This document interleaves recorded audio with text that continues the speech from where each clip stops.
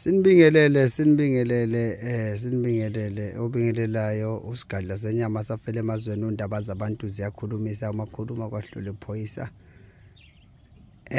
Sinibingelele Nkosi yami kubantu abahlezi bedinga uncedo ngenxa yokuxakeka kwempilo noma yokuxakeka kwasempilweni. Inkinga umuntu. Yazi inkinga umuntu. Inkinga umuntu kuba umuntu akekho ngaba kunje.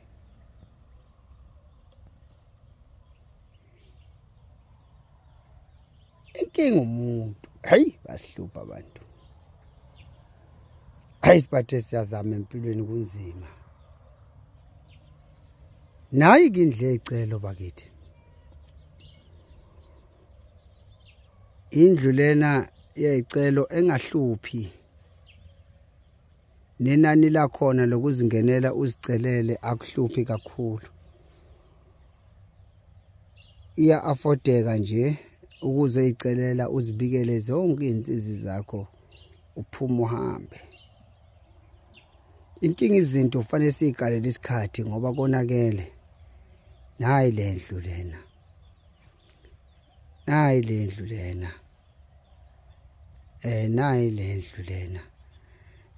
Indlu yecelo ke leyadleni ibonayo umuntu uyafika kuyo azicelele nje yonke into ayifunayo bese uyaphuma uyahamba yiyo ke le ndawo lena yiyo le ndawo bogogo nani magehle nanizalukwazi nayi le yamaflegi ke le ndawo ayi siyaguga nalamaflegi shothi kunzima gogo logobile selikwasempondo vuma novuma esizweni sadla sembethizwe nomhlaba kunzima ndoda kunzima bese kuba nkake leli bhafu leli nanti leli bhafu ogeza kulo bese ngeke ngisho ke ngeke ngisho kuningi. Sanibingelela sithi kuhle nokumhlophe. Siyanthanda Nkosi yamakhosi siyanthanda siveni.